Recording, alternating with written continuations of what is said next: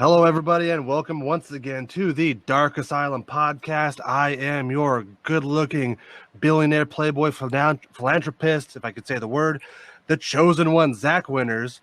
And with me, as always, the man whose dick is definitely bigger than Captain America's, Darkness. How's it going, everybody? And the man whose balls are bigger than Captain America's shield, Big Vicious. Yeah. I could have gone the rest of my life without hearing that. Yeah. Guys, how the fuck are you this week? Doing well. Trying to think of any smiting that's been done, and I'm not coming up with anything. So I have this theory about this because we started with the how did Big V almost die this week, and he got in trouble for it, so we couldn't do it anymore. But before that, and before we kind of made it a segment, how has God smited darkness? I think it's become such a running joke that you just kind of sit in your office now. Yeah. They can't make fun of me if I'm not doing anything. Oh no, I'm trying to think if I even left the house. No, nothing. I got nothing. Now that we are like being world famous and trending living room wide, like you're just sitting at home and not being smited, not doing your job, not holding up your end of the deal. I should have gone out and played in traffic or something, so I had a story. Exactly. To tell. Yeah. No smiting, no nothing. I'm sure. I mean, I'm worried actually because I'll be traveling, and the opportunity for smiting is going to be compounded, I'm sure. So, hopefully the plane doesn't go down, and you'll hear me next week or so. I don't know. So maybe it's just giving me one good week so it can take everything from me the next. It's never anything like. With you, it's never anything like disastrous. It's always like, oh, I was at Starbucks and I sneezed too hard and pissed my pants in front of everybody. I don't go to Starbucks. No. Well, whatever. Everything else hipster, is true, but not Starbucks. Whatever hipster Portland coffee shop you go to. You're the coffee fiend, remember? And that was Zach's rant. That's true. Oh my god, I actually got a little bit of heat from a friend of mine because she loves Keurigs. She loves her Keurig. And then she was like, by the way, Keurigs are amazing. And I go, no, you trash person. When I was first getting into coffee, what got me into coffee was a Keurig. Because my girlfriend at the time, now wife, she had one. And I was like, well, what is this contraption? I wasn't a big coffee drinker. I can make a cup of coffee in 2 minutes? Yeah, it was interesting. So I would always get the caramel frappuccinos or whatever when I was still going. I still couldn't order properly at Starbucks because I'm like the big one. What? And they piss me off. I'm gonna rant a little bit. I hate going to fucking Starbucks and I don't give them the proper nomenclature, so they act like I'm some kind of fucking moron. I'm like, give me the biggest one you have. What do you mean? I'm like, what's the big one? What's the medium? And then they give them all kinds of. They give them a half Italian, half Spanish names. What the fuck? The Venti Mocha Caramel Flappa fucking. Yeah, Venti is Italian. Grande is Espanol. Get it right. If you're gonna play that game, you can't go sit there mixing everything up because it's not gonna work out. Anyway. Okay. Counterpoint to both of you. It tastes really good, and you're both uncultured swine because you can't learn 3 languages. Apparently, you can't learn how to say big in 3 languages. I know Carney, I know Pig Latin, I know English, and I know broken Spanish, so I'm okay. Okay. Oh yeah, Itchpay. Yeah.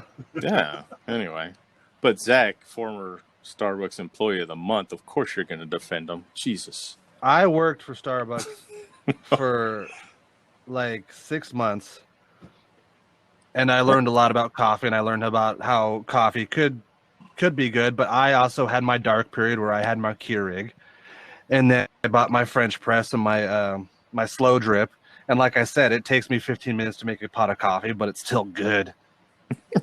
Yeah, Zach worked Starbucks for 6 months until they wanted to name one after him, so he quit. I can the fact that he works anywhere around food scares me, but you know. I still do. I know, that's why I'm saying. Anyway. But yeah, so I got started with Keurig, so we have one still, but my wife is the coffee snub. She's got the thing that you were talking about where you press it, the French press. And then she's got one of those ones that's got like a tiny ass little cup, and you attach it to this thing, and it pushes the steamed water through, whatever the hell it is. I don't know. I just get pissed when she asks for that in the morning. I'm like, God, I don't want to make that one. But yeah. Here, I tried making you that one and it turned into a Keurig cup. Here you go. Yeah, I can't draw little leaves or whatever the fuck on the top of it. So it's actually kind of funny that like Big V kind of gave me shit about he left Starbucks because they wouldn't name drinks out of him. It's been a big fight at it's been like quote unquote fight at my work because I keep trying to slip my name into all the brunch specials that I make. The cream of some young wonderful.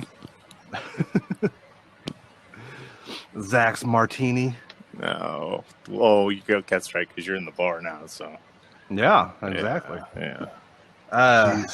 V, how the hell have you been? We heard darkness bitch about coffee.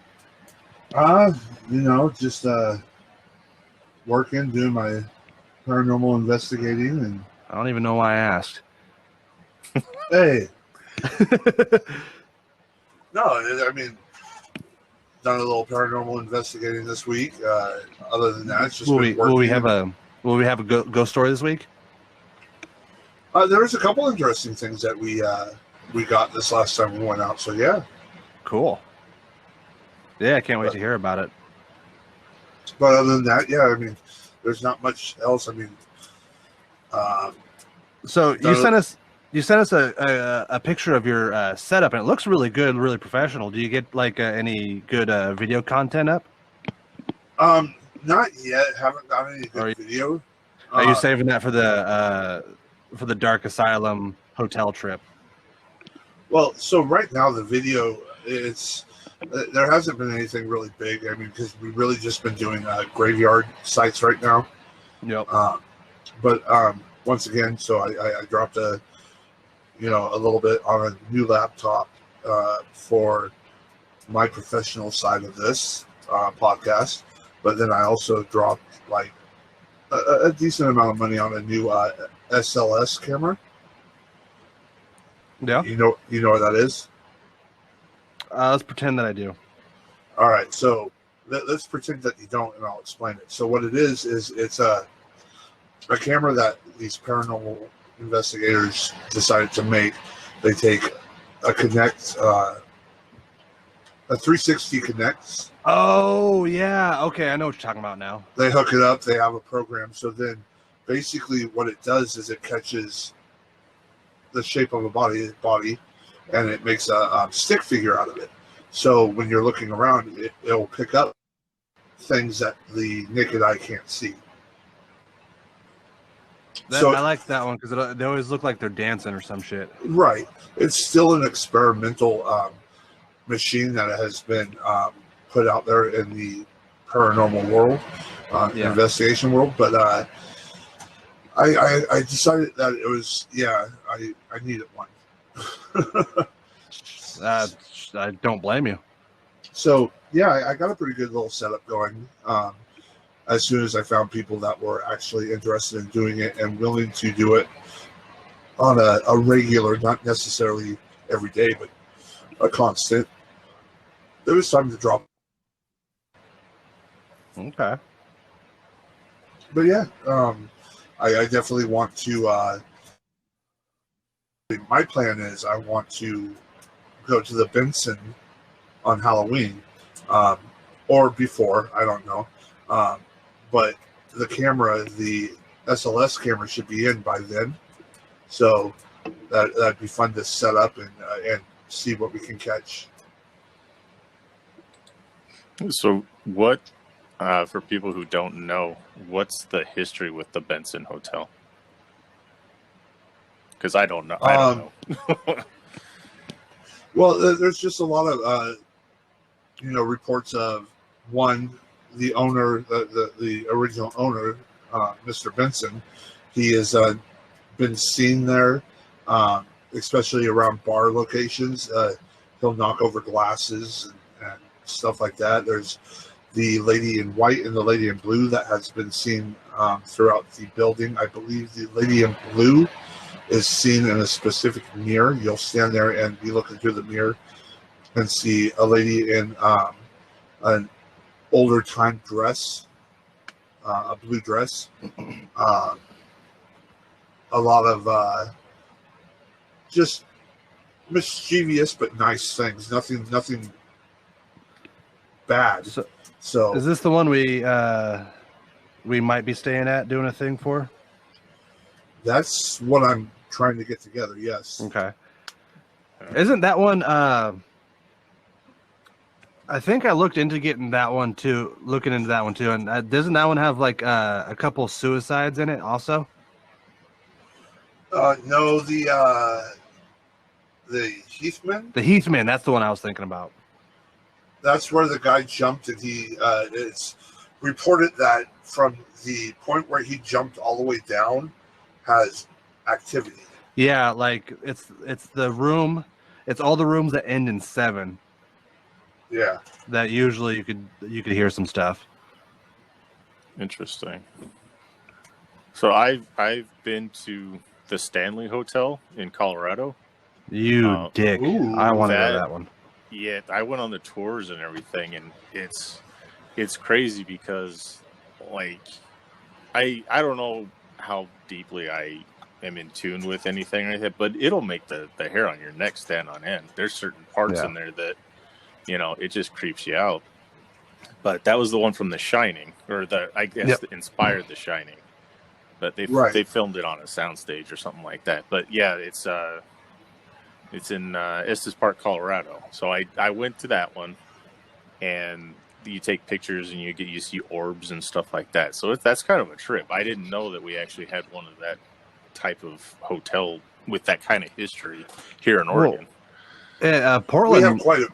We have quite a few in Portland because the Shanghai tunnels back in the day. Yeah, you have your Shanghai, but you also have Edgefield McMinimums. Yeah, I've heard about this stuff at the Edgefield. McMinimums? Yeah. Really, anything McMinimums, because what they do is they go through and they buy all these old buildings. So Edgefield is an old poor farm.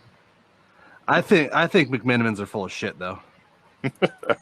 I really think like every fucking McMinimans is haunted. Give me a break. I think it's a marketing ploy. No, here's the thing: they don't claim that all of them are, but I wouldn't be surprised if they aren't, because look, they don't. They go through it. They don't claim them, but like if you go to one, and I guarantee you they're trained to do this. You ask one of the employees, and they're like, "Oh, we're not supposed to say anything, but I've seen this kind of stuff happen." Okay, but think about it, Zach. What do? Edgefield or McMinimans goes through and buys a lot of old buildings and turns them into bars, right? Yeah. So a lot of these places that they buy are old, like poor farms, hospitals, just all kinds of shit that happened back in the day. And back in the day, everything was kind of horrible. Well, yeah. I mean, some crazy shit gone on through our history, and I wouldn't be surprised if there wasn't at least something going on at these different locations. I worked in a hotel for close to 10 years back in California, and it's a very modern, like, I think they built the thing in the 80s, but we had stuff. I mean, I personally dealt with suicides and people dying in the rooms and all that crazy stuff, but we had one wing of the hotel where random people who didn't know each other or anything like that would report seeing a Native American ghost. And it was like the trippiest thing, because one of the guys on my team that we worked with, they would see it and they would tell us about it, and like, oh, okay. And then like a week or two later, some guest would call up and say something about it. And these people aren't related in any way. They haven't crossed paths or anything like that. but they're both coming up with very similar stories and describing almost the same exact thing. So I can believe that with the history of a lot of the places that McMiniman buys, there's something that's happened there.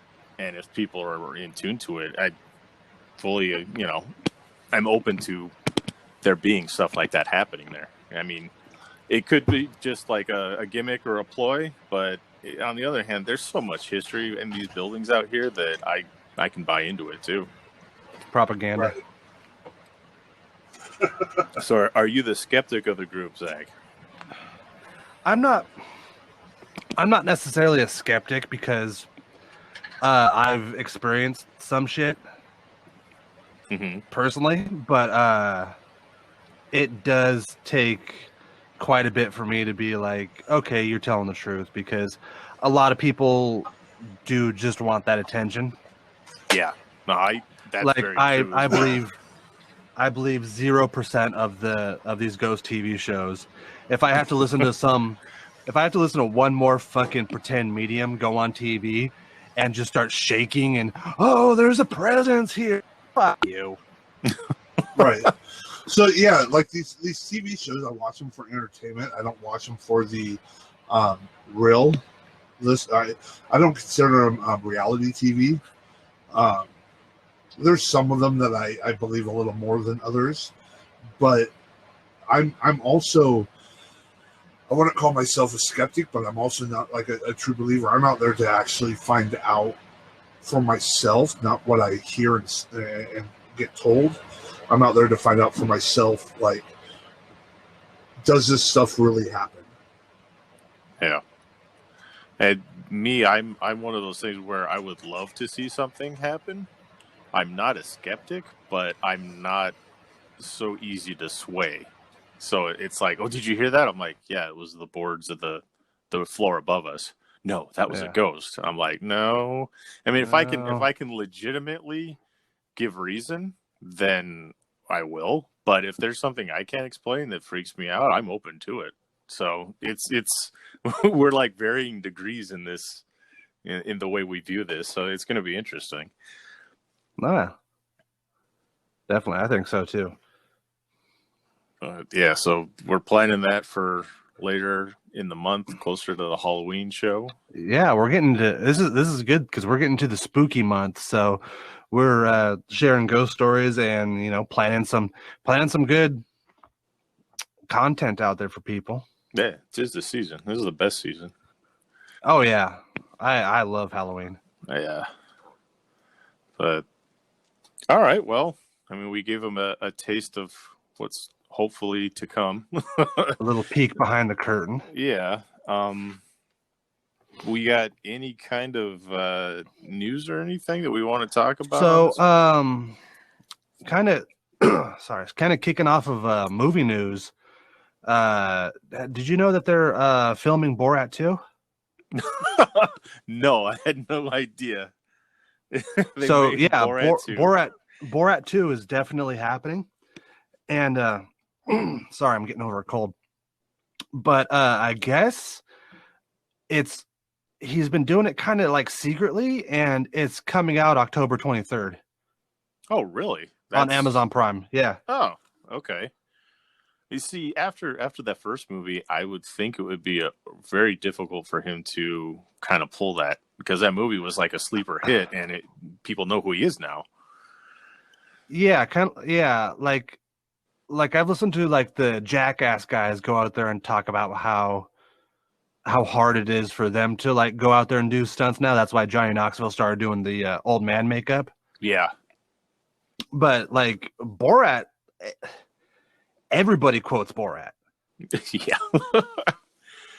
Like literally everybody knows my wife, or wah wah wee wah, shit like that. And I'm with you. I thought this can't be possible.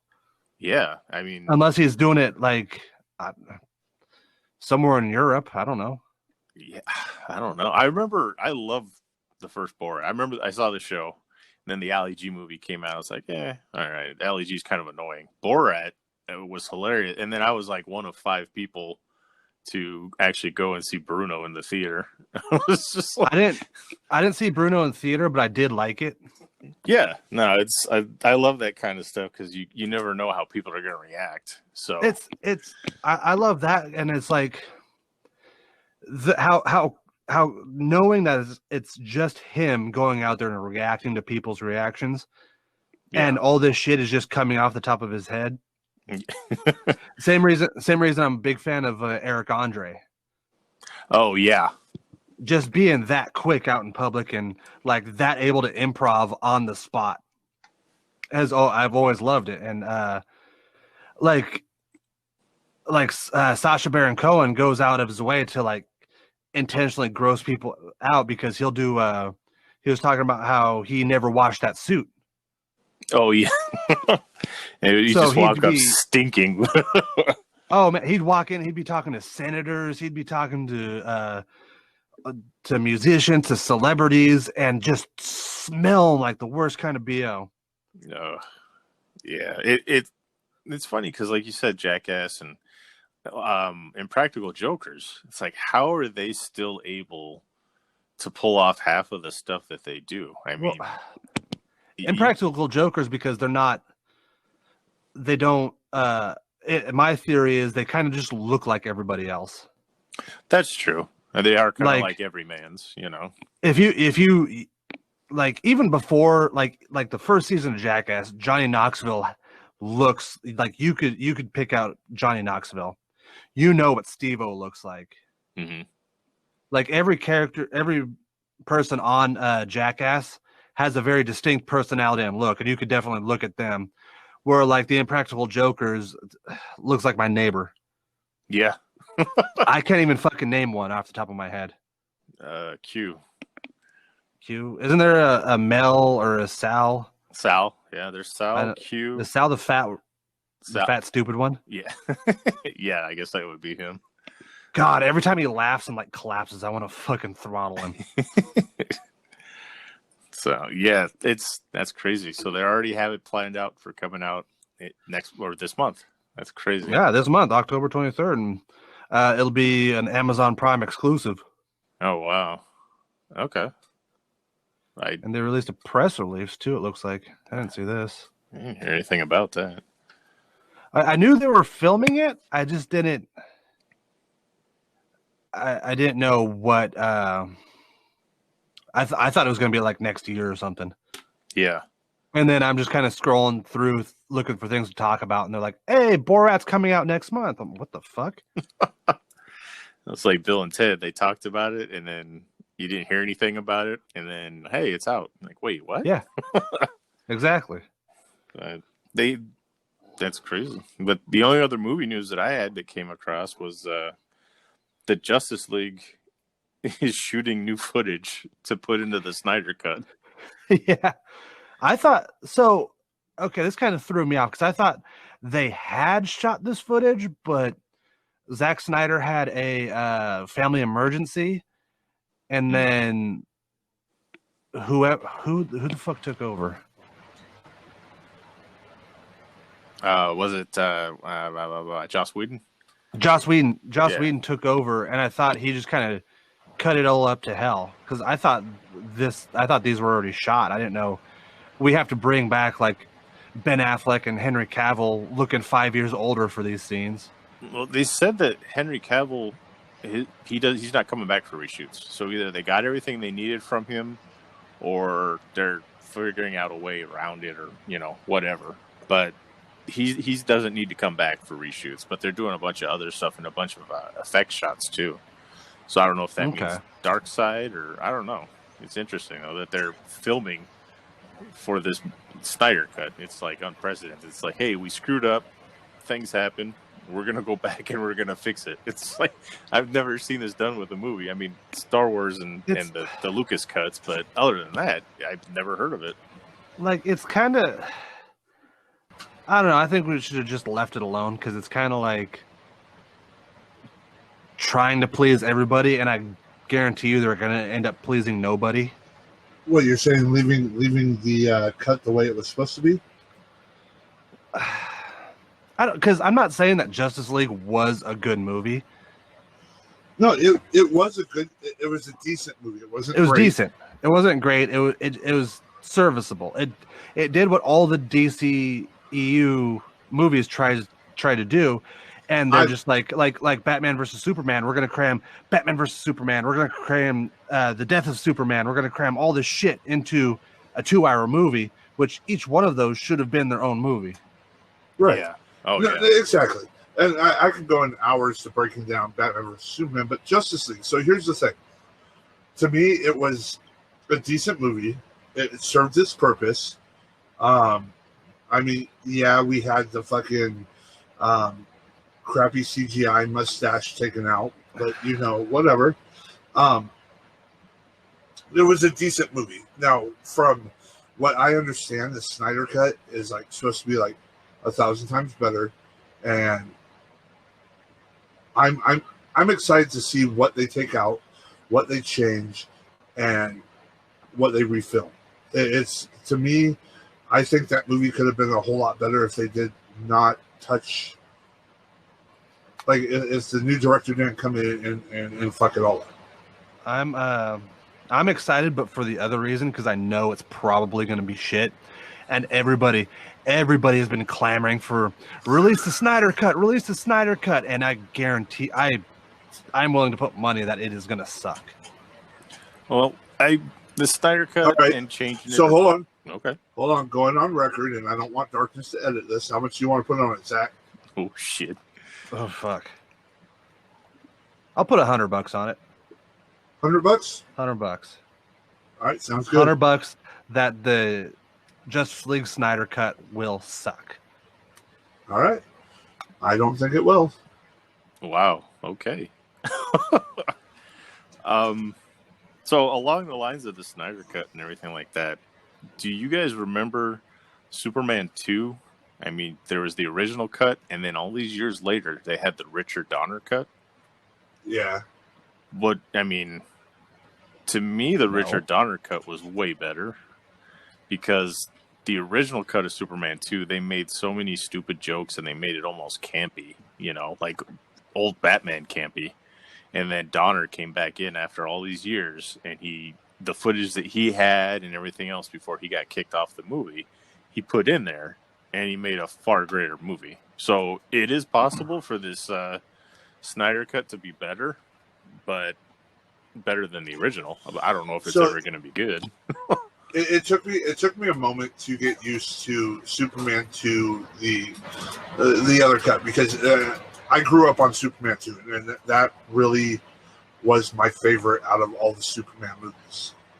Mm-hmm. So to watch the original vision of what the movie was supposed to be, it took me a second, but I ended up liking it better than the original cut. Yeah, it took it more seriously. Right.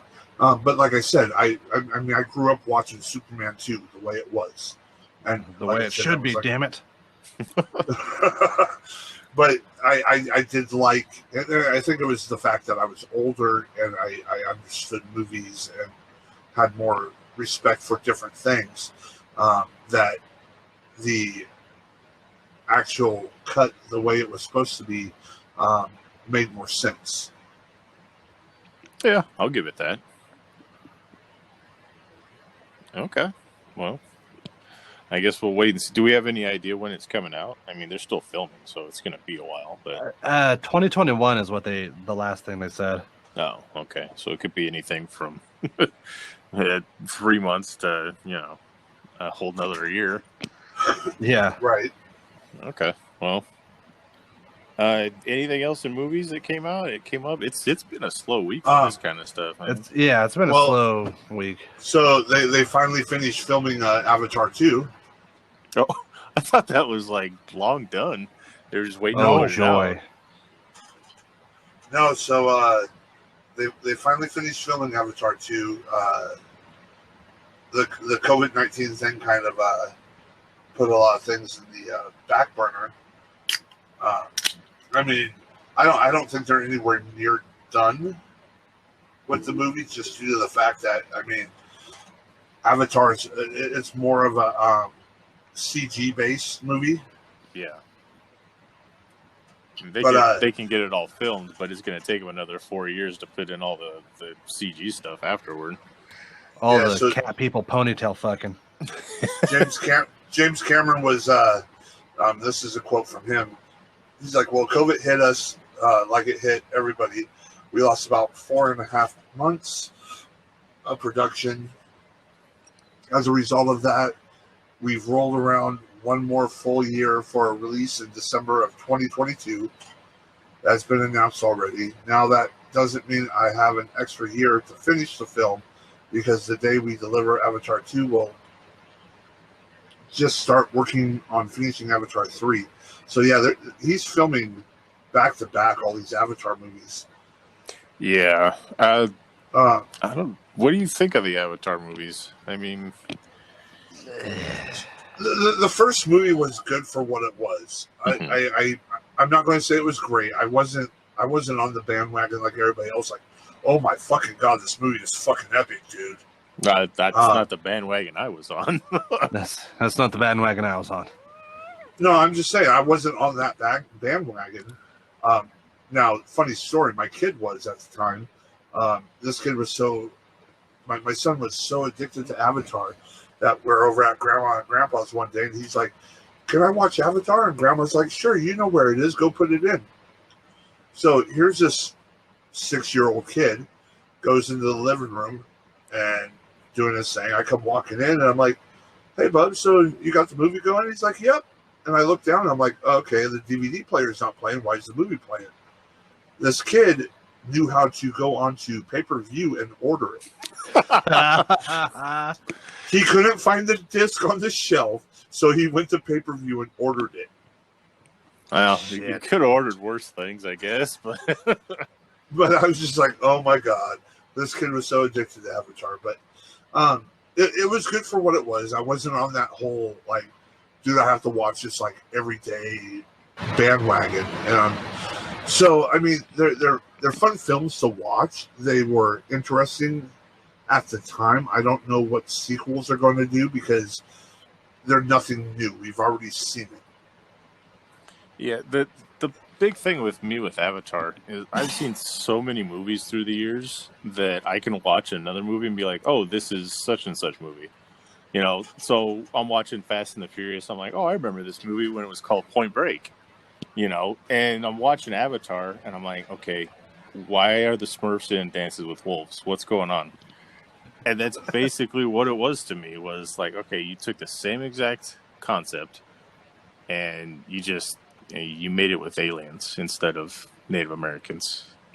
And yeah. I mean, the visuals were awesome. I went to the theater and saw it in 3D, and I was just like, okay, well, visually, I can get behind this.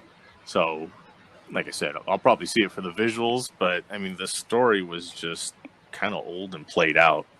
So, you know, I can kind of separate them and enjoy it for the visuals and be like, ooh, pretty colors versus, you know, oh, this is a riveting story. Right. So, I don't know. But I still think Joker's Taxi Driver, but that's maybe just me. I don't know.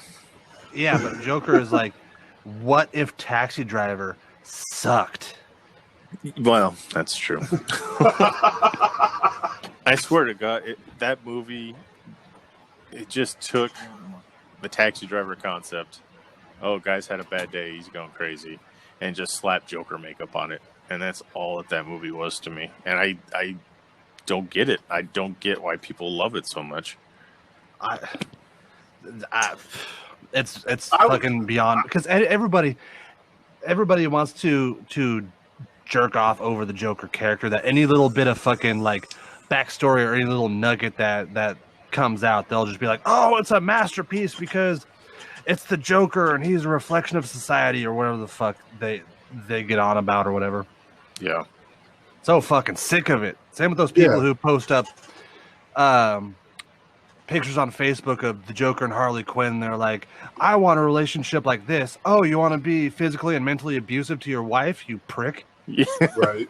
If you look at the relationship between Joker and Harley and you think, I want that, you got some serious problems. And it's usually the guys who are like, hey, they have jailhouse tattoos, are missing teeth. They think the mullet's cool in the year 2020. The wife probably couldn't fit her thigh into a fucking Harley Quinn costume. Shit. But no, that I was completely bored with that movie. I actually, I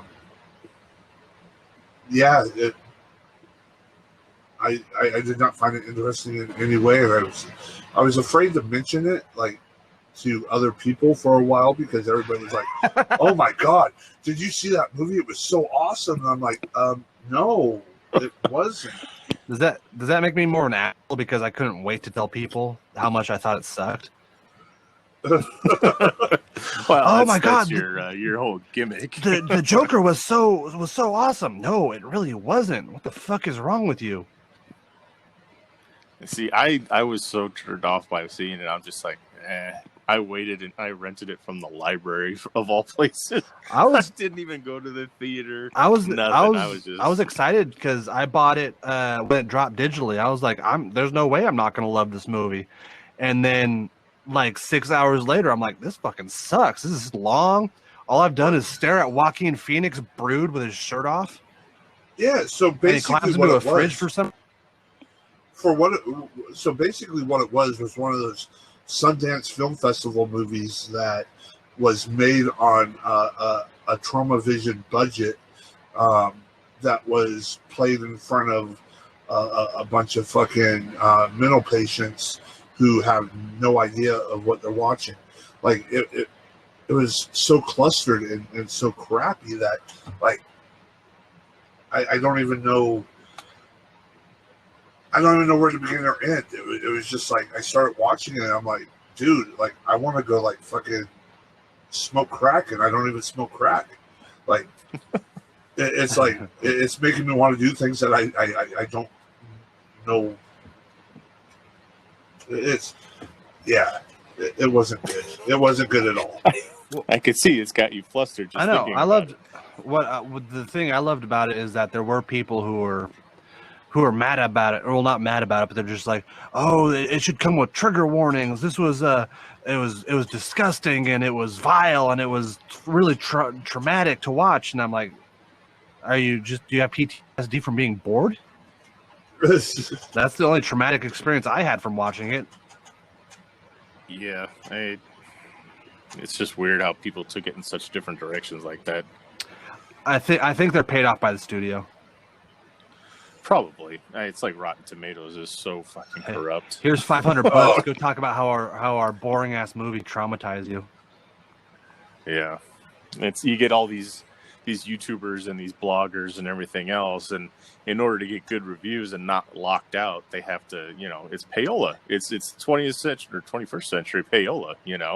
It's like, hey, you want this video game? Hey, we'll send it to you. Give us your review first. 5 stars. 5 star. Okay, here it is. We'll send it to you. It's that kind of thing. Well, have I talked about like my experience with game journalism? No. That I've heard of. I couldn't remember if I talked about it on the show because I dipped my toes into. I wrote for a website called. Well, I probably shouldn't even say the name because they'll probably listen and get mad at me. But it's called the Nerd Stash. Was it Kotaku? No, it was the Nerd Stash. Kotaku's looking, just so you know. But I wrote. They'd give me games and I'd write honest reviews and it'd be lower than what they were expecting, and they're like, are you sure you want to put this up there? Did you mean to rate it higher? I'm like, no, this game sucked. Well, this website posted it like this, and I'm like, yeah, but I'm posting it like this. This is my opinion. This is what you wanted. And then one time, the time I quit for them is when they, without telling me, fixed my quote unquote fixed my review and gave the game a higher score. Really? Wow. Oh yeah, I said that's just not gonna fly. I'm not working here anymore. That's crazy. Yeah, it's just like they got to keep the payola coming in, man. Yeah. I don't go off for reviews because it's what it comes down to is you're taking the opinion of somebody else who supposedly is a guru of knowing everything, So, like, you and I, Zach, we don't have the same likes and dislikes. We see opposite of on a lot of things, but we talk about it and we give our opinions on it. So then we have a feel of what we're looking at. Where you're taking a complete stranger, this critic, saying, "Oh, this game was a 1 out of 5 because," and then I play it and I'm like, "Dude, I completely fucking enjoy it."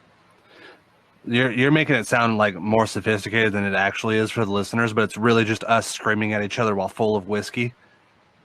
Yeah. You motherfucker! You didn't like soccer, you piece of shit. So, with video games, V, you got finally your welcome to the cult of Steam. Oh yeah. Oh yes. Okay, so Join us, brother.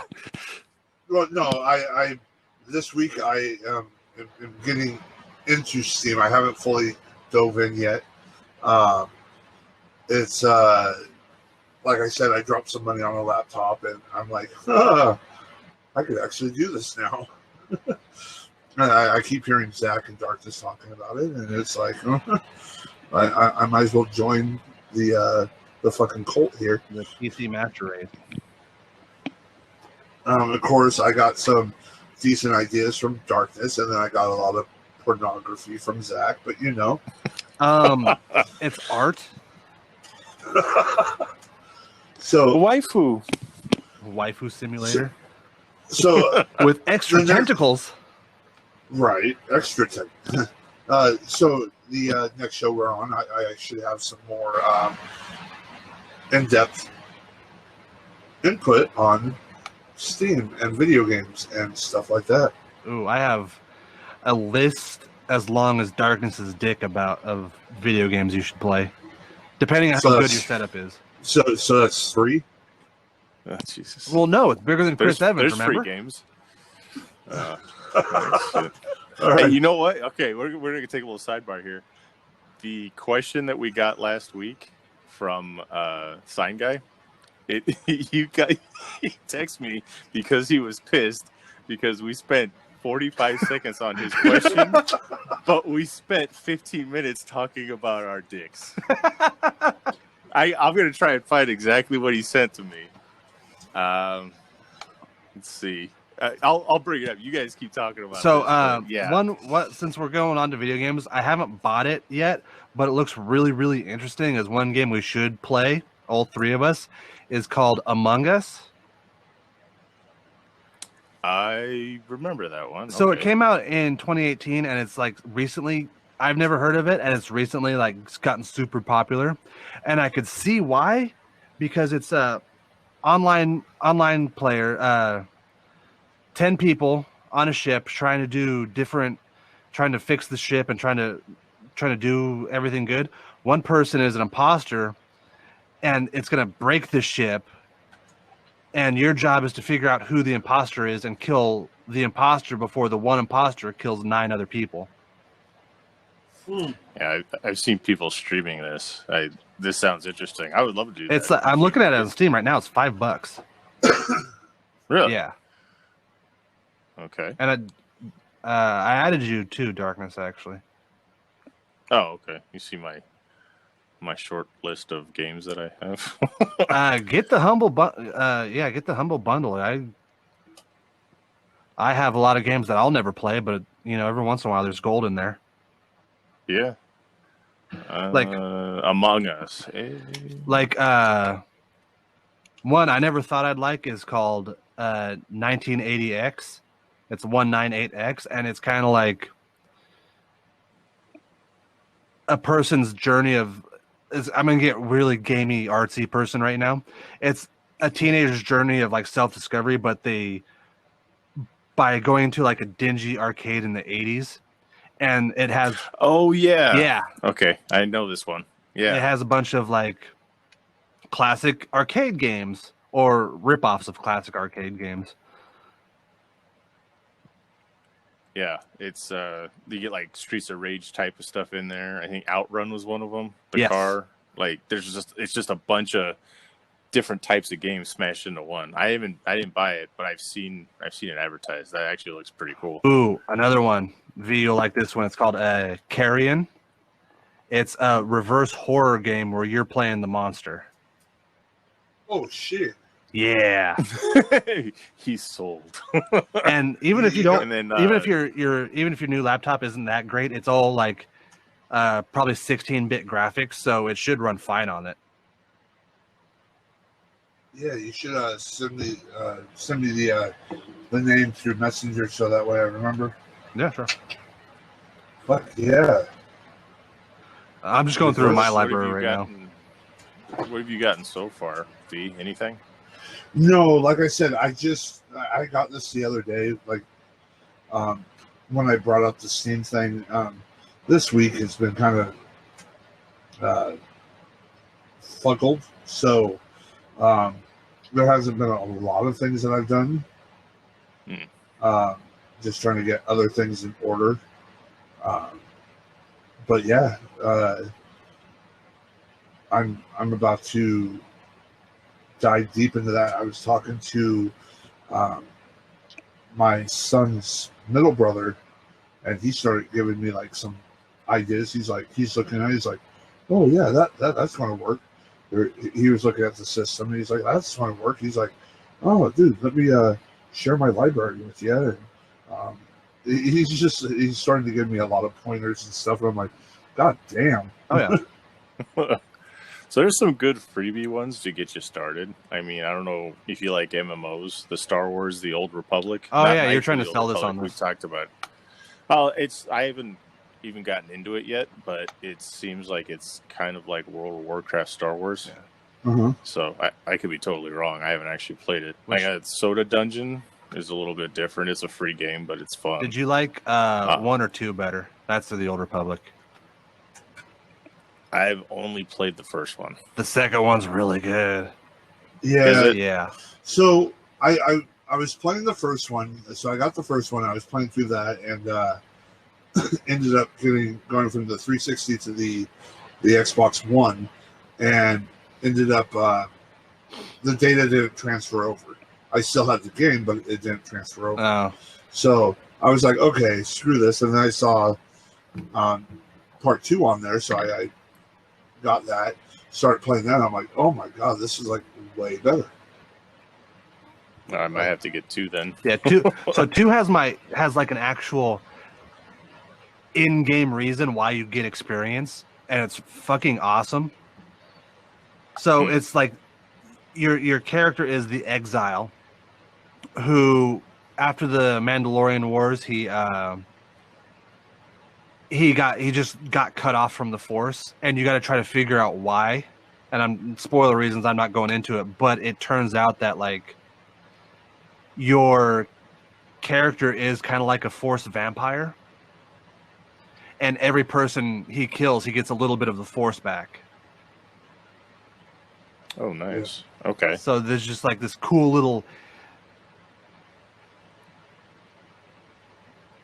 EXP. Cool little what now? I cut off. Zach. Yeah, I cut off for a second. Where did I leave off? You just talk about this cool little. Yeah, it's this cool little in-game reason why you get EXP that I haven't seen done well since. Yeah. If it's vampire, so I'm all for that. I don't even care if it's Star Wars vampire. I mean, Star Wars zombies are cooler. Yeah. What is it? Red Harvest? Red Harvest, and there's another one. Oh, Death Troopers. Death Troopers. I like that one. Yeah. Those are... Well, Red Harvest was like, kind of like, hey, there's zombies, but they're also Sith. Oh, of course. They're double evil. Yeah. So they're zombies, but they also, can use the Force. But I also on Steam, Dead by Daylight. I don't know if you played that one before, V. That one's all right. I've heard of it. I haven't played it yet, but I've heard of it. Yeah. Killing Floor 2 is another one that I like. These are all very horror oriented for October. So. Oh yeah. But Yeah, there's a ton of stuff on there. What's cool about Steam is you can get games from the 90s that you can't find anywhere. And the funny thing is there's still people that play them. So if there's some kind of online or multiplayer, there's still people there. Yep. I mean, stuff that's been shut down on Xbox or something like that for years, you can go, like Left 4 Dead. I played those. I can't find anybody on the console, but if I go online, there's people all over the place. Nice. So enjoy that rabbit hole. Yeah. Well, if we're talking about horror games, Darkness, you ever play Lucius? No, I haven't played that. It's kind of like the Hitman games, but you play as it's not Damien, but you play as Damien. Oh, okay. He looks exactly like Damien, and he was born on June 1966. Oh, 666, and then he has got the dark hair with the bowl cut. Nice. Okay, and it's like, what kind of a game? It's kind of like a stealth. It's basically Hitman, where you got to stealth kill these people who piss you off. Like one of them that might be good for after a day of work. Like the very first one is legitimately like you have to kill the maid because she got mad at you and didn't give you dessert. Oh jeez. Oh. Yeah, that's a valid reason. Fuck you, maid. Yeah. Nice. Okay, I'll look at that one too. I guess there's 3 of them now. Lucius all the way up to 3. If you got a good graphics card,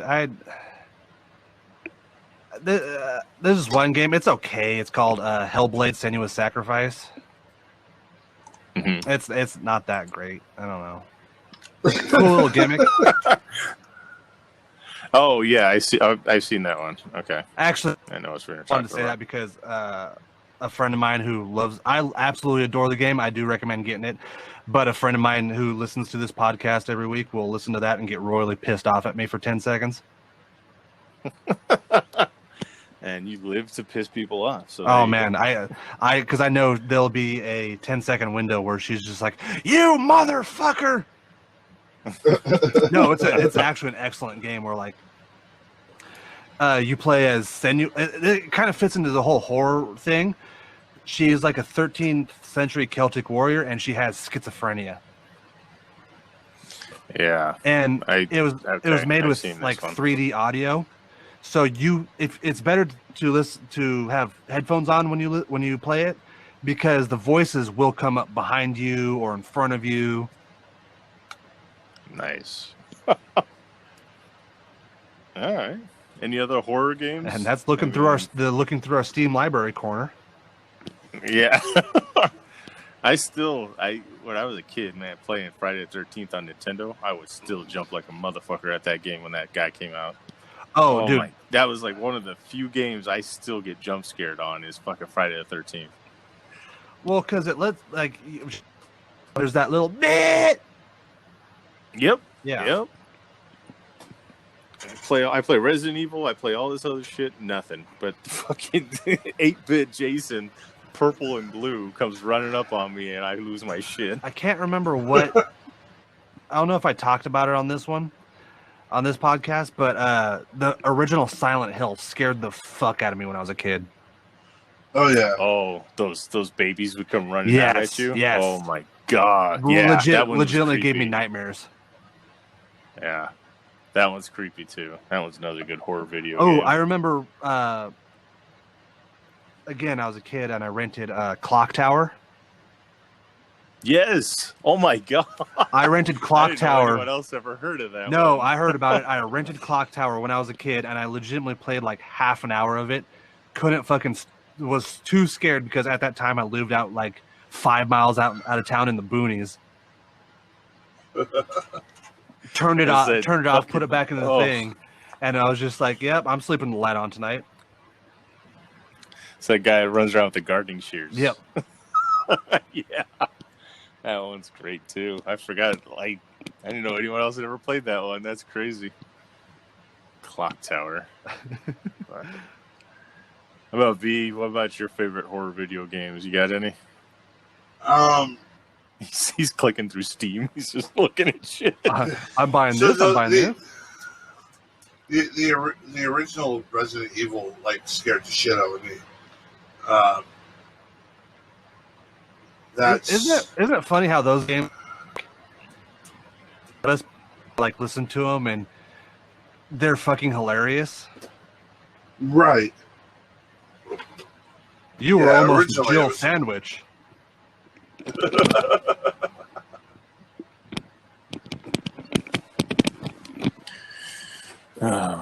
All right. Well, I guess that's Video Game Corner. And going through our Steam, unless there's any other video game news, I haven't caught anything.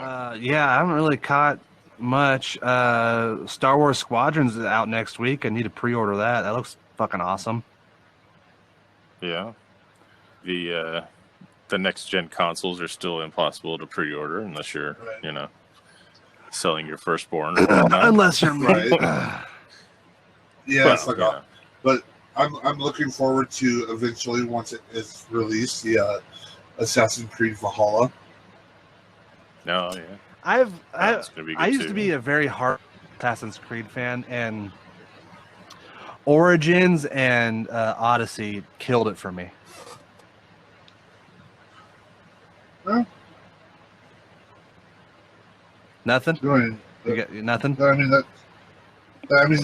that's your taste. I mean, I'm not going to say you're wrong for not liking them. I mean, I know a lot of people that dislike them. I enjoy them because it's. What's that? Well, yeah, but you're wrong for liking them. Okay, cool. But anyways, like I said, I'm the type of person that with what goes on in my life, I need to play a game that I can actually put down and forget about for a while, and then come back and not be lost. There's a lot of games out there that you're trying to maneuver through a certain area. If you put it down and you don't play it for a couple of days, you come back, you're like, where the fuck am I? Yep. Now, Assassin's Creed Origins and Odyssey, you could pick up wherever you were and not have to worry about it. It was just you're off playing again, and it's one of those games that you can sit down and lose yourself from reality for a while and not have to worry about following any specific thing until you got into an actual quest. No. And see, where I come from with it is I was a hardcore Assassin's Creed fan. I loved the first one, the second one. I loved Rogue. I even liked 3. Nobody liked 3. I like 3. But then you take all these games that I just fell down the rabbit hole with and loved the story, loved the Assassins versus the Templar story so much. And then you have these 2 new ones that abandon the original gameplay, and I'm fine with that. They had the Dark Souls style gameplay, which I love Dark Souls games, and that's fine with me. But they have very, very, very little to do with the Assassins.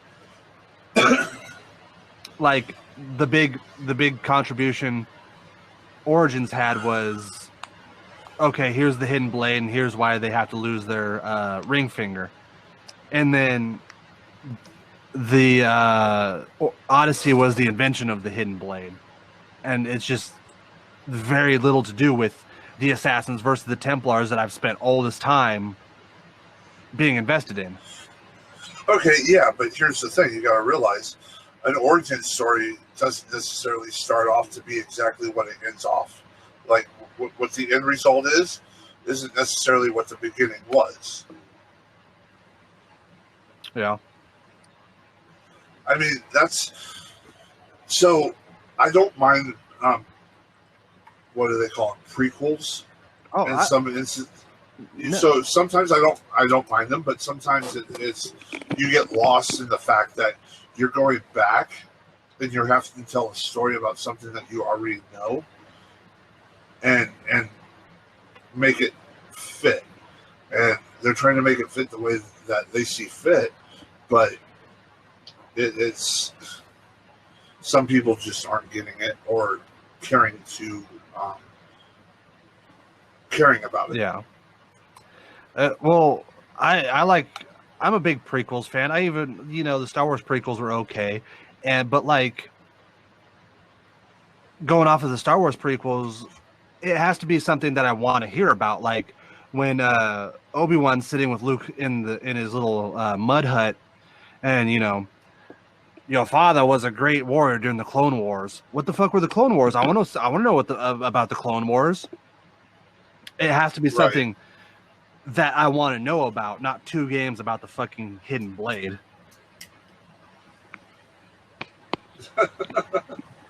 I have no skin in this game, so I'm just letting you guys duke it out. I have played the first Assassin's Creed, and that's it. So, like I said, I enjoy the games for what they are,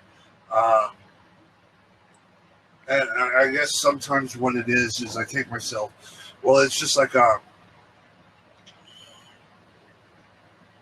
it's not necessarily the exact feel of an Assassin's Creed game, but to me, it's an interesting game. I don't know if you're stuck on the fact that you're just picturing Assassin's Creed and that might be it. It's just like, I'll take it back, and I know we're already off this topic, but movies.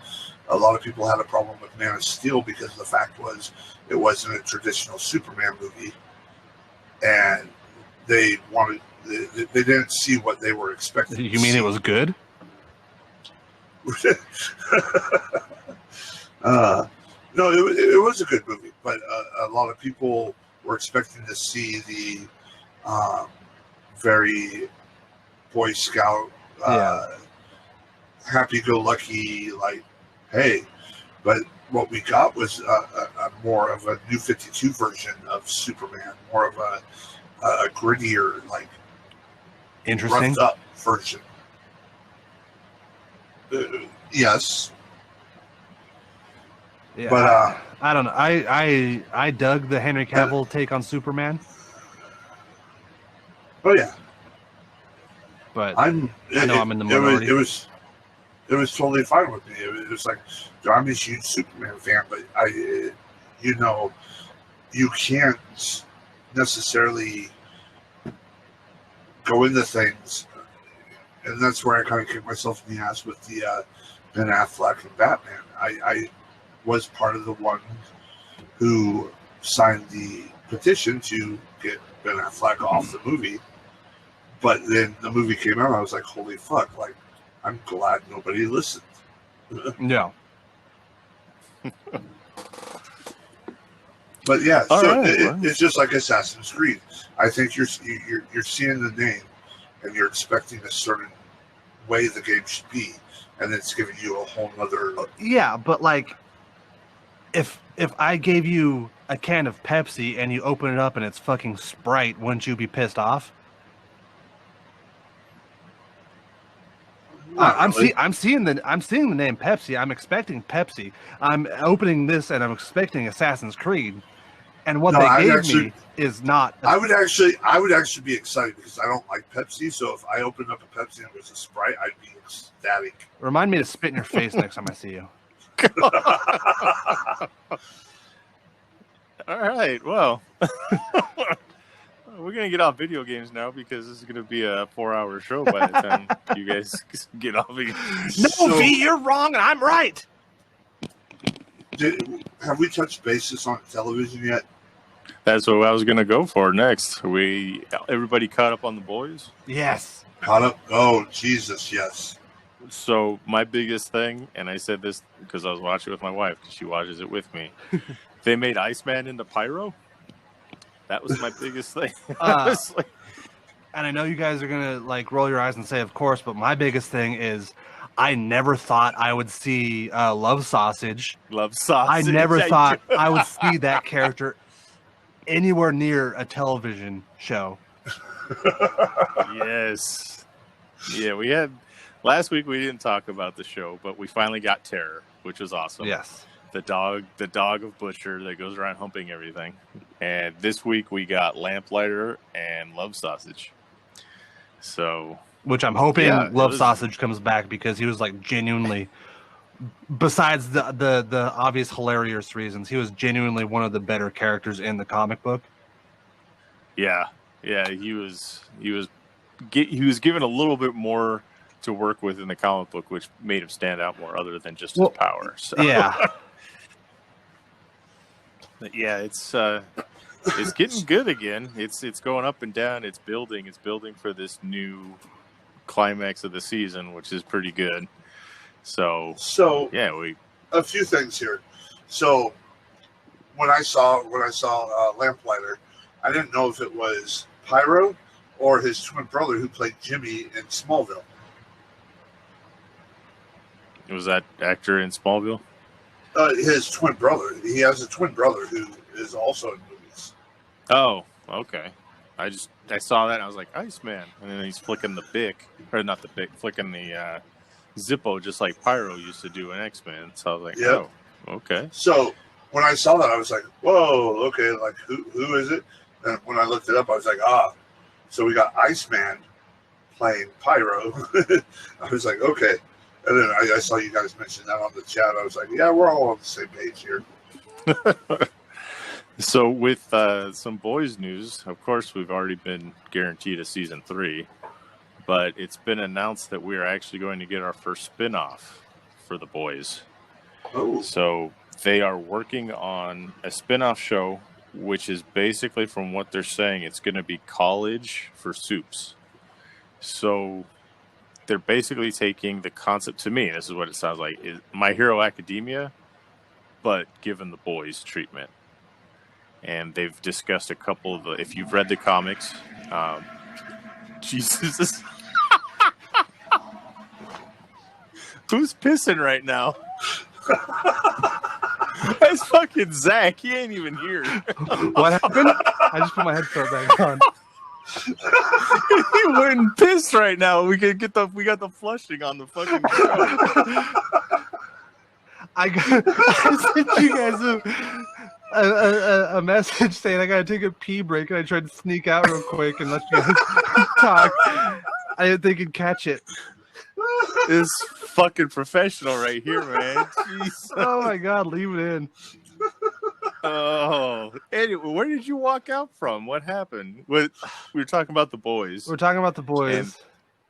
All right, so we're getting to season 3. And were you guys trying to talk to me? No, we just heard this flush in the middle of the. Yeah, I was over here. So, all right. So we got season 3 guaranteed. We've got the first spin-off of the boys is coming, is what I was saying. So it's College for Soups is what they've announced it as, and like I said, it sounds like My Hero Academia in the boys universe, which will be super gory and disgusting, and it'll be awesome. Yeah, they're talking rumors right now of which 3, because if you've read the comics, which 3 kid teams they're going to possibly put in. Either the G-Men, which doesn't seem likely, Teenage Kicks, which is probably the number 1 pick of what they're gonna do, and then the Christian, I forget what they were called. Christian was the right group. Was the Teenage Kicks the one that they first beat the shit out of? Yes. Okay. That was like issue 5 or 6. Where they had that really obvious Judge Dredd ripoff. Yeah. Well, what was his name? Gunpowder or something? Something like that. But he had a very it was a Judge Dredd helmet. Yeah. Oh yeah. Yeah, that was where Pop Claw originally was too. Yes. And Pop Claw and A-Train were both in Teenage Kicks before, So yeah, they're gonna make a new show, a spin-off show of the boys, because the boys, I guess, is like their number 1 show that they've ever had of all time. Oh, I believe it. For Amazon. I believe it. It had the highest premiere and everything else, so they're gonna milk this for all it's worth. And if it stays consistent and good, I'm all for it. I can watch as much as that stuff as they put out. Usually I'd be mad that they're following so closely to the comic books, but I dig it. Yeah, I don't know. So the running for number 1 show. Have you guys watched Utopia? Not yet. I saw previews for it, but I haven't started watching it yet. Oh my fucking god. That show is insane. Like, am I gonna be disappointed like I have been with all your other TV show? I don't fucking know, Suggestions, dude. TV I show, don't comic know. books. Fuck all you. I'm out. Movies, Oh, you just left. video games. What the hell? Oh, I did leave. I hear toilet flush. Yeah. So it's what I is it just called? took Utopia, right? Took a Zach and wiped my darkness. The hell? Okay. But yeah, Utopia. Utopia. It's basically it has John Cusack. I keep forgetting his name. The guy who played Dwight off The Office. Oh, okay. He was also in The Rocker. Yeah. Yeah. He was in House of a Thousand Corpses too. Yeah. Him. I think there's a couple other like familiar faces, but basically it's this comic book that came out that a lot of people feel is like a conspiracy theory. It's like it predicted a lot of like viruses and diseases and shit, and it was called I forgot what the original book was called, but then the new one Utopia is coming out, so all these people want to see it. As soon as it gets mentioned that's coming out, this like hit squad gets sent out to like take care of like people ever seeing it, and it's basically a group of people running around trying to figure out exactly what's going on. I mean, I don't want to get into too much detail because it'll ruin it, but watch it, dude. It's right along with The Boys, as in how fucked up it is. I'm interested. Yeah, keep going. I'm ready. Oh yeah, no, just watch it. Like watch it. I'm telling you. When you give a suggestion, I usually give the first episode a shot. I got no problem with that. I'll probably watch it because I like. I'll wait for John Darkness's. Cusack, so. I'll wait for Darkness's opinion on it. No, I'm telling you, just give the first at least 2 episodes a try. Yeah. Before you like turn away from it. I will. I promise. Well, this is on Amazon Prime. Yes. Yeah. Well, Amazon like needed something like The Boys or like Utopia because they haven't really had their own killer show. Right. Yeah, they haven't had that anchor show that you need to get their streaming service to watch. You know. Yeah, they haven't. Exactly. They had that show where you need this show to watch it. Like Netflix has had so many. HBO had Game of Thrones. Right. Yeah. I'm just saying, go on there, watch the Red Band trailer. So the regular trailer had me hooked, but I watched the Red Band trailer and I was like, "Fuck this! I'm stopping what I'm watching right now, and we're going to this." But no, it's great, and I'm glad Amazon is getting into these like gritty, fucking like hardcore, fucking balls to the wall shows. I mean, occasionally you get something like that on Netflix, but the thing I see with Netflix is they start off good and then they fuck them up. Yeah, a few of their shows have been like that. I mean, so far the Umbrella Academy has been pretty consistent, but they've had a couple of them that like they make these shows, they produce the show, they air the show, they end it on a cliffhanger, and then they're like, "Oh, not enough people watched. It's getting the axe." And that's the thing it pisses me off about Netflix shows. So you get invested, you know, and then they cut you off right before it starts getting good. Yeah, but Netflix is also on this kick. They're like, we came in, we took over a lot of shit. We're invincible. We're untouchable.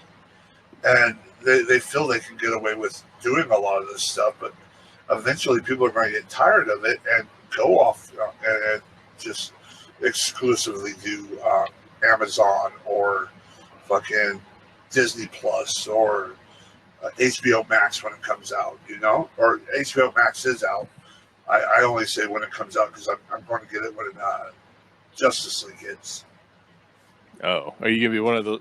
You got a lot of people that do that where you get the 1 month and you just binge for a month and then you cut it off and you're like, no, I'm done. I saw everything I wanted to see. Well, no, there's a lot of good stuff on HBO Max, but I'm going to wait to start paying for it when Justice League comes out. I've been rewatching Sopranos.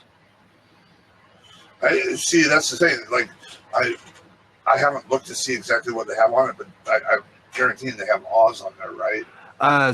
They do have Oz. Oz is very good.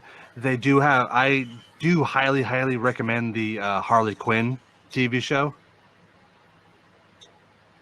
Did they move that? Did they move that to HBO Max? It's on HBO. HBO Max has a lot of DC, like really good DC stuff on it,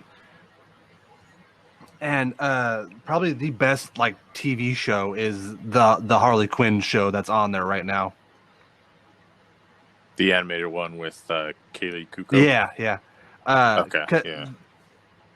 Because they kind of like, they don't dumb anybody down. Batman is still Batman, Joker is still the Joker, and that's kind of the punchline of it.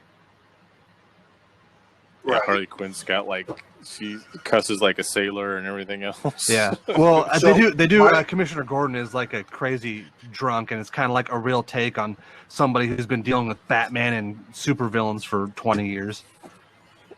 Right. So my understanding is basically they're moving everything from the DC network over to Max and shutting DC down, right? Yeah. It wouldn't shock me. Yeah, that's the plan. That's kind of like, there's really no reason to get DC now because all the good shit is on HBO Max. Well, that's what. Yeah, because are they moving Titans over there or? I don't know. See, my understanding, I can't remember where I was reading it, was basically DC partnered with HBO Max, and they're going to turn it into one instead of having both going. They're moving everything over to HBO Max. So HBO is basically DC exclusive. Yeah, the only benefit that DC universe thing had was that you got access to the comics as well as all the movies and shows. But then they eventually put all the shows out on DVD, so it was like, why fucking bother? Yeah. You know, you had Titans season 1, which is really good, and you had Doom Patrol. So, and you had Swamp Thing was on there for a minute until they canceled it. Yeah, I mean, you're getting those shows produced for DC. But DC's not holding on to any kind of exclusivity for it. They're dropping it on DVD so you can just go out and buy it. Just wait a few months. So there's no wonder why that thing failed. But now they're going to move all the stuff over to HBO, and they're going to continue the seasons of the shows that, you know, keep getting greenlit, and that's what's going to bring the people over. Yeah. But like I said, the only thing that was beneficial to that DC Universe subscription service was getting comics on top of it. Anyway, no, yeah. Okay, but also speaking about TV shows, wasn't there a question about? Yes, so I was getting into this one. We got a question from Sign Guy once again because he's, I guess, the only person that listens to the show. But he asked me. No, this is what he originally said. He said. See, I'm not even ready for this. What the hell? I had it here. He said, well, I got several long minutes about you and Pa's dicks, and then a combined 45 seconds on my question that took 3 weeks to make it on air. That's a classic Dark Asylum podcast. Yeah. So that's Sign Guy. But Sign Guy asked the question for this week, and his question, I don't remember the exact words. He wants to know that of the comic book series that were adapted from television, which one do we feel was closest to the source material? Hold on, let's put a quick pin in that because, like, we've kind of tried to make it a point that we try to talk very little about wrestling, and all he sends us is wrestling questions. Yeah, and then he gets mad at us because we don't answer them, or I forget, honestly. Well, we've answered every question that he's asked so far. We might not have answered them to the greatest extent of our abilities, but we've answered all of them. So, But that's his one for this week. So, I mean, is anyone got any opinions on this? To a certain extent, The Punisher. Is he saying? I don't remember how he worded it now. Is he saying shows that when they turned into comics? I'm looking at which comic book based upon a successful television show do you feel was most faithful to the original source material? Okay, so he's asking which TV shows that had comic book series was the most faithful to the TV show, correct? Yes. Okay. So I had two choices for this. The Netflix Punisher, not super. It's pretty close to the comics. John Bernthal is probably dead on for the Punisher. Right. And I do wish they did I'd say the movie did a little bit better, but the creation of Jigsaw was pretty dead on. Oh, Punisher Warzone? Well, so Warzone did Jigsaw best, but I kind of like the idea of he wasn't a mobster Billy the Beaut. He was just his old buddy, and he slammed his head into a mirror and just grinded that motherfucker sliced his face up. Right. Okay. All right. Well, the way I interpreted the question, I don't know. He's asking what show got comic book treatment and which one was the most faithful. So the only ones I can really think of that I enjoyed were when they continued Angel and Buffy the Vampire Slayer in comic book form. So the shows ended and they continued the story pretty decently in the comic book series after that. And I read they even named them whatever season it was for Buffy. I think it was season 8 was the continuing season. So those are really good. They kept real true to the source material. And then I remember the weirdest thing when I was a kid, they had Married with Children comic books. No shit. Yeah. It was the craziest thing, but it was like reading the TV. It was, the TV show in comic book form. And it was the weird type of artwork in there, but it was, like I said. I'm kind of looking for this. Whoa. That's creepy. That was horrifying. Was that your wife? No, that's not on my end. Is that you, V? What's going on? Oh, is this your toilet flushing moment of the podcast? Oh no, you heard that? Yeah. No, that was my my personal moment. No, I'm joking. I don't know what you're talking about, but anyways. My baby mama. I was listening to what you guys were talking about, and all of a sudden you guys start going off on something different. But something I'm not interested in. What? No. We'll spend 45 minutes talking about fucking Assassin's Creed, but the second we start talking about comic books, he's out. Yeah. Well, no. I was listening because, I was going to agree. After rereading Sign Guy's question, it was a comic book that was made from a television show. That's what I thought. Okay. So, no, after rereading it, I mean, now I really don't know. You two are putting way too much thought into this. It's a comic book that got made into a TV show. What was more faithful? No, obviously not the boys. No, it's literally. It's the reading opposite. The question. Yeah, reading the question. It's the opposite. Which comic book based upon a successful television show? So a comic book that was made off of a successful television show. Okay. So. I don't fucking know. Rick and Morty.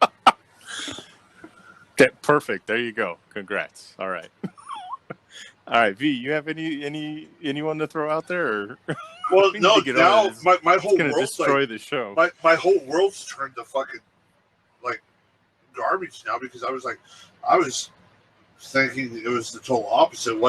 what fucking show was made off a comic book. Now I'm like, I don't even know. Fuck Sign Guy. Fuck you. I love you, Sign Guy. He's not allowed to ask any more questions though, because he's gonna derail our show here. But yeah, like I said, I had Buffy the Vampire Slayer, Angel, Serenity to a certain extent, and the weird one was Married with Children. They were all comic books that continued on. Beautiful. So see, we spent a lot more than 45 seconds on his question. okay. He'll be happy. And it's just mostly us arguing about the wording of it. Right. Yeah. So, all right, no more TV. I don't want to. No, so I'm going to talk a little bit about my paranormal investigating. Okay. Well, no, so we dabbed a little bit on it at the beginning, but I guess we're waiting until later, so I'm taking now as later, so fuck all y'all. This is the big V show now. That's right. But no, so this last week we went up to the New Hope Church and did some EVP and spirit box work. And one of the very interesting things was there's a point where we're all sitting off onto the side. We ventured up a little further than we've gone to before. And we had a couple new people there that we really didn't know who they were. They were just there. And this dude, so we're doing our spirit box work and recording with the EVPs and shit. And later on, we get this name, Sawyer, like whispered. It was like clear as day, whispered. And we're like, whoa, that's weird. Well, come to find out, one of the dudes there, his name was Sawyer. So, like, legit, like, showing his ID, his name is Sawyer. There was nobody else around, like, whispering it or anything. Nobody knew his name. So it was like, okay, that's kind of trippy. And then there was this, for whatever god-awful reason, a stuffed animal left on a bench. So just imagine in a cemetery, pitch black, and you're walking down a path and there's this weird kind of pig unicorn bat thing, stuffed animal that's like probably 2 feet tall, sitting on a bench. The fuck? Yeah, no. So we get over there and the K2 meter just starts going fucking haywire. Not the one, not the two, but the 3 meters that we had were just going nuts. So we decided to park there for a little bit, and we start getting this name, Lucy, which is a name that we've ran into a couple times over at the New Hope Church. And talking, we were like, give us a sign. And at one point, this stuffed animal shifted. Nobody was around it. Once we had everything set up, we backed away, and the thing actually shifts, like almost like it, like when you set something down initially and let go, and it's not fully flat; it just kind of flops over. But this was already sitting there, and it like shifts. So that was a little bit on the creepier side. Those are really the only 2 things that stood out, except for the basic hear, go, and whatever else you typically hear, which I chalk off as garbage noise. Mm-hmm. But those are two interesting things in this week's paranormal investigating that popped up. The segment's called Bustin' with V. Bustin' with V. There you go. But because it's a double entendre. It could stand for ghost busting or like shooting a load. Just in case you guys didn't know that. Yeah. But that brings me back to, we need to figure out for our Halloween month if we want to go to the Benson. I'm thinking it would be a good idea to do our podcast out of the Benson Hotel, while we also do some paranormal investigating. I'm down. Yeah, definitely. All right. So that's busting with Big V. Let's see what we got else on the agenda. Did you, Zach, have something with WWE you had mentioned? Oh, WWE's making wine now. That's what it was. That's right. It was just amazing to me because like I work in a wine bar. We live in wine county or wine country, and it was just shocked me that like WWE's coming out with their own wine. It probably tastes like shit, but the only thing I wanted to come out was because I was shocked because the Undertaker's the first run of wine, which really? I really want my wine to taste like and remind me of an undead wizard cowboy. God damn you! You don't take his name in vain. I was a huge Undertaker fan. I still am. Yeah, it's he's kind of. That's why I became a wrestler. kind of a fucking dork in real life, but whatever. Well, aren't we all? My favorite. Another quick side note. My favorite story I ever heard was CM Punk. CM Punk talking about how like the moment we all have this moment, the last little bit of Mark inside him died was when the Undertaker texted him LOL. It's like, oh no. But I was thinking they were missing the boat on it because they don't have a Rose Ramon yet. Yeah, Rose Ramon.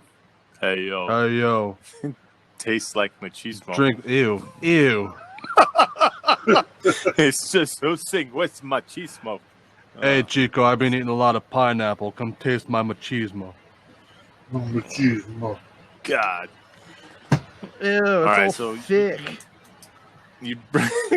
It's like syrup. It smells like when a bleach factory burns down.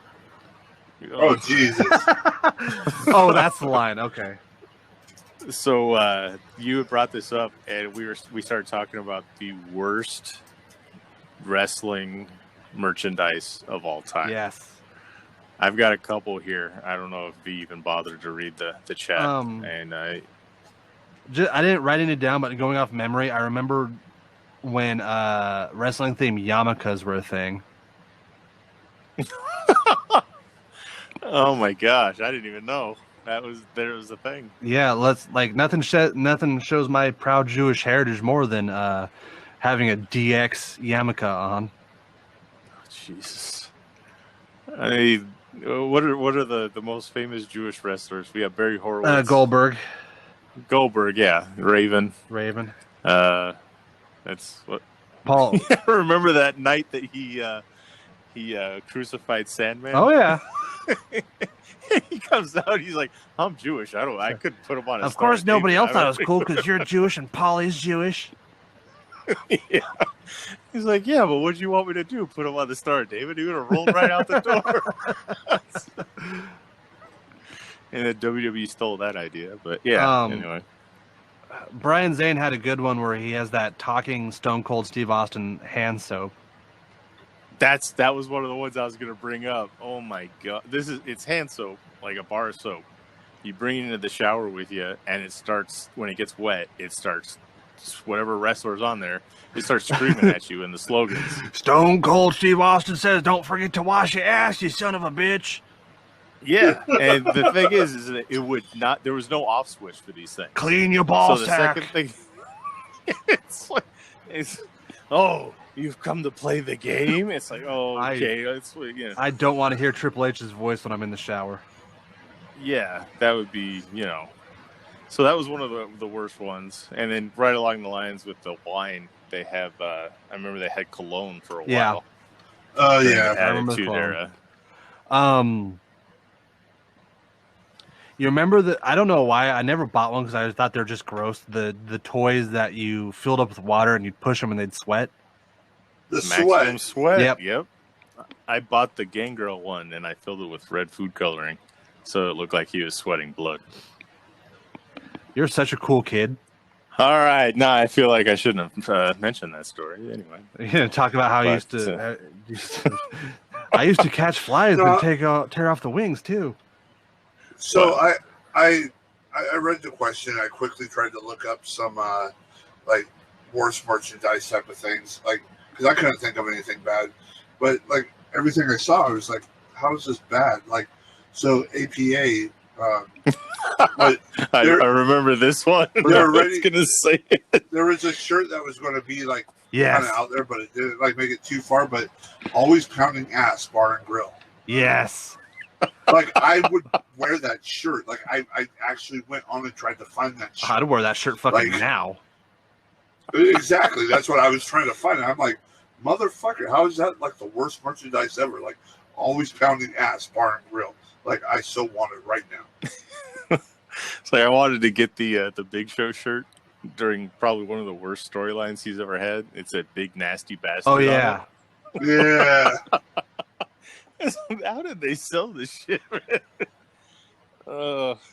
The only other one I could remember that was terrible, and it was WCW, but those vibrating wrestling figures. Oh yeah. The kids would get them, and then they would disappear in the mom's bedroom. I don't remember. It was the hard plastic guys. Yeah.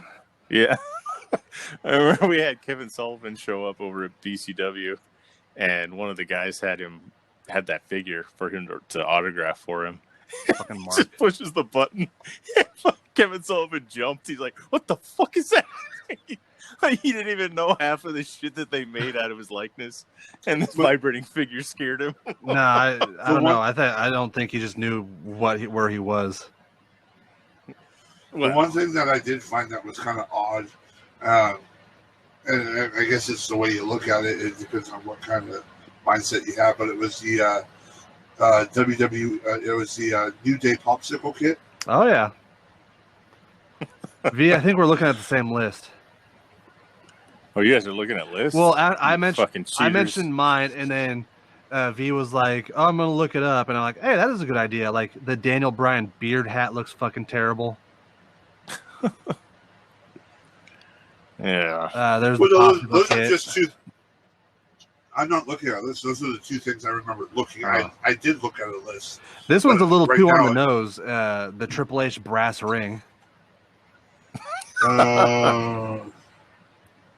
They should just Triple H shovels would be better. True. All right, well, WWE wine. Go out and get you some Dead Man. Yeah, enjoy. Dead Man. I don't know what the hell you dead. Oh, it's a Zin. Yeah. Oh, okay. Of course. So that being the foodie, what do you eat it with or drink it with?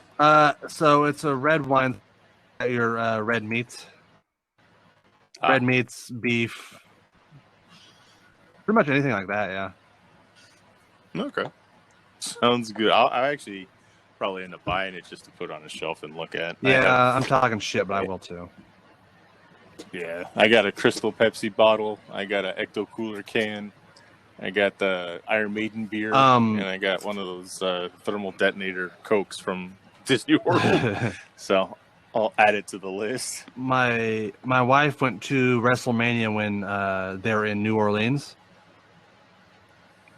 Oh, okay. And she got me Undertaker voodoo doll. Oh, nice. Yeah, that's a cool one. So she went, but you didn't? So she, her profession is that she works with, and before I even say this, fuck you, Big V. She works with special needs people. And one of them was like a big wrestling fan.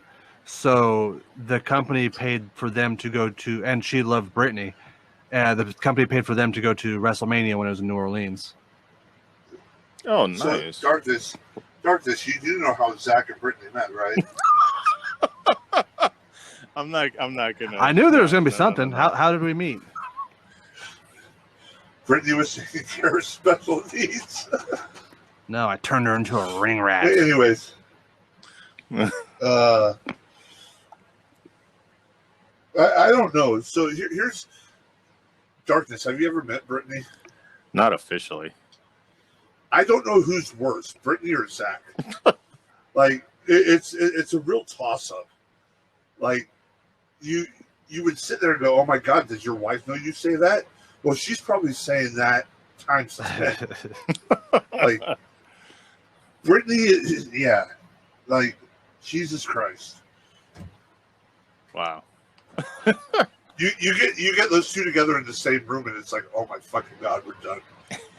Yeah, I'll bring her on. You'll get to see. Yeah, not in person, but I'll bring her on the show. No, I was happy that I was invited to be at their wedding when they got married. You're my best man. Yep. Zach has been in my life for quite a while, and I am not ashamed to say that I'm happy to know him. Unlike Darkness, on the other hand, piece of shit. I don't even like knowing me. I was forced to like him when I I mean, fuck. What is their issue? I get done having heart issues, having surgery, and I get brought back and forced to wrestle with somebody. I'm like, Jesus, not joking. I'm actually glad that was one of the things when I got back, because getting to know Darkness, once again, it was a Zach situation. Me and Zach got forced together. Me and Darkness got forced together, and all of a sudden, like, look at now we're making a podcast where three great friends. We talk to each other about nerd shit every week. we're three great friends. Every tag team that I got put into was pretty much forced, and it actually turned out to be better than what anything else was. I mean, it's made my life better because I've met some really wonderful people. Oh, shit. We took us off so where's the Hallmark and shit going on here? The happiness corner. Yeah. Oh yeah, I mean they brought you in and they're like, you're gonna be tagging with him. I'm like, oh, okay.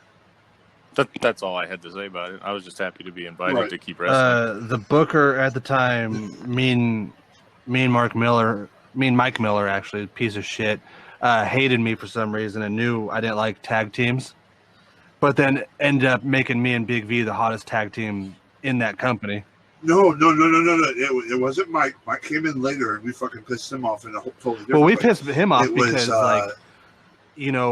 who the fuck's gonna, like, I'm 6'2", 230. You're 6'5", 330. Who the fuck's gonna step up to us? It was another guy who was booking, and at the time was very into his heavyweight champion. And they were running with me beating up the Moonshiners, and Jesus. I was getting so over beating up on these three Moonshiners that he was like, "Oh, we're going to make this a tag match." I'm like, "Why? What's the point?" And me and Zach were like, "What the fuck are we doing here?" And we talked for like a few seconds that night. The next week we came in and fucking were instant like fucking talk. Like we just went over so fucking much that, and then we started fucking running with it, and we were literally told by the booker this wasn't supposed to be a real thing. And now we've made it a real thing. Right. Well, yeah, that's the thing with you can give somebody all the fucking opportunities and pushes in the world. If they don't have what it takes, they're not going to make it. And you give somebody fucking shit and they make fucking shiitake out of it, you're looking at the wrong people. Yeah. That's the thing. They're like, oh, put these two guys in it that we don't have anything for them. They're not our main guys. And then you guys end up pulling through and doing something greater than anything else on the card. that's what, that's talent. You can do all the flippy shit in the ring that you want, but making shit work is what the talent really lies. Making shit work and getting it over. Yeah. It was crazy. Wonderfully Vicious. As soon as that music hit, we walked out and we did that one little pose. That crowd was going nuts. It was just insane. And then the Dark Asylum got together. Everything was ruined. Once again, we started. Anything that I'm attached to automatically loses about 100% credibility. Yeah, because Darkness takes things a little too personally, and when somebody says go break a leg, he does. Jesus. Nobody started saying that to me until after I broke my leg. But, yeah, Mr. I saved your fucking knee. Don't forget that, asshole. No, you saved your own knee. Never mind. Let's not even get into that. There's so much shit wrong with that whole night. Anyway, no, I agree. Yes, Wrestling Corner. Nah, we're not even supposed to talk about this shit. Anyway, let's finish out the show with comic books. Well, hold on. Shit! Zach wants to talk. Well, no, I got a comic book news thing. I guess Keanu Reeves' Berserker got pushed back for 4 months. No shit. Do they need more backers, or they weren't even doing it for backing; they were just doing it for distribution. So yeah, looks like there was an artist change apparently. Oh, okay. Well, anyway, that was now book club. All right. Well, I'll start it off. It was my it was one of the two choices that I threw out there, and it was in agreement that we went with the one. The Marvel projects. Well, I couldn't get into really. It. Son of a bitch! You fucking suggest this thing, and then you didn't even read it. I started reading it. I brought up the two. I brought up I can't remember what the other one was, and Zach was like, "Nope, fuck that. We're going with Marvel projects." So, and this is probably going to get me a lot of shit, but I relate this with the first Captain America. I have never watched the first Captain America movie all the way through. Really? Okay. I don't know if it's the time period. I don't know if it's just the way it gets presented to me. This book was it was dragging too much, and like I even jumped through a couple books to see if I can get into it, just like I've done with the Captain America movie. I would jump to the middle of the movie, the end of the movie, and I can't get into it for whatever reason. I don't know if it's maybe I hate Captain America. I don't know. Just isolate that to say I hate America. I will definitely. Fuck you. That's the title of the show. Fuck it. He hates America. Hate America. But no, I don't know if it was just. I can't explain it. I love the artwork. I definitely went through and dealt with the pictures and looked at all those. Pretty pictures. Ooh. But I tried reading. Like I jumped ahead and tried reading just to see if I could pick up throughout and say, "Hey, sorry guys, I skipped it, but I started really enjoying it at this point." Okay. All right. Well, I read the whole thing, and basically for me, they were basically retelling the origins of Marvel Comics. I mean, you had the original Human Torch, and you had the original fight between him and Namor, and basically how the Defenders came to be. So it was interesting to me. It was like a history lesson. They just retold the early stuff of Marvel Comics. That's kind of what I thought was really good about it. Was exactly that it's retold stories of Silver Age comics, and I dug it. And incidentally enough, the writer Ed Brubaker is who I'm going to be suggesting for Comic Club this week, and I've been a fan of his for a while. Okay. What do you got? What is it? What's your big reveal? Oh, are we done talking about it now? Well, V didn't fucking read it, and we both liked it because it was basically a retelling of the Marvel. He hated it for universe. the same reasons we liked it. Okay. Yeah, pretty much. So my turn. My suggestion is another Ed Brubaker book. It's an Image book. It's called Kill or Be Killed. And the idea is basically, what if the Punisher was a doughy loser who had schizophrenia? Okay. Kill or Be Killed. Is it 1, 2 issues? It's So a series? I got it's a series, but I'm suggesting volume 1, like I always do, which is the first 6 issues.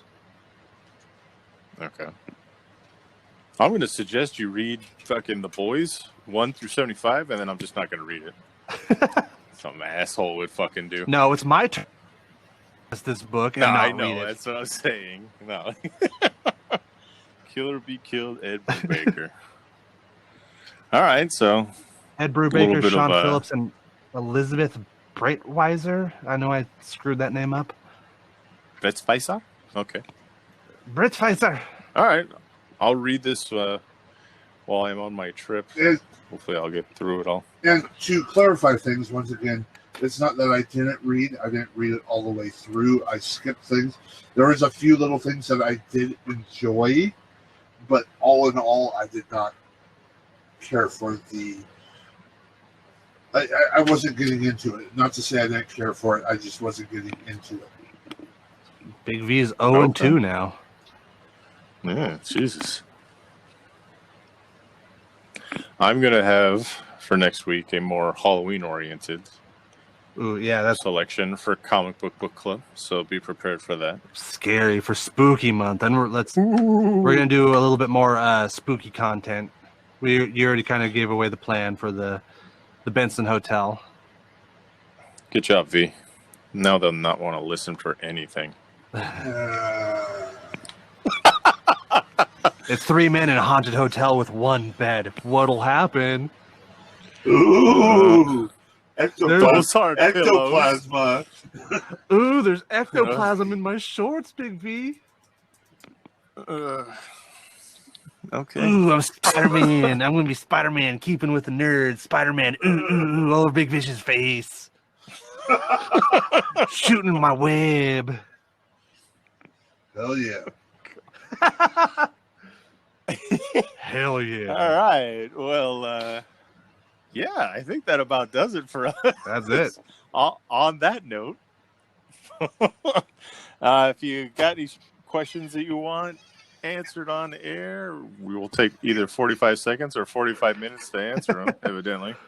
And Sign Guy, we appreciate it, but we're going to take a break. Please don't send any more for a couple weeks. You can find us all on Twitter. We got Dark Asylum Pod. It's at Dark Asylum Pod. Find us on Facebook. Wonderful Zach Winters, Darkness, Big V. We're all on. I'm changing it to Spider-Man. Spider-Man. Shooting webs. Yeah. Oh, yeah. Oh, yeah. Get it in your beard, all Big right. V. Oh. So. Fucking horse.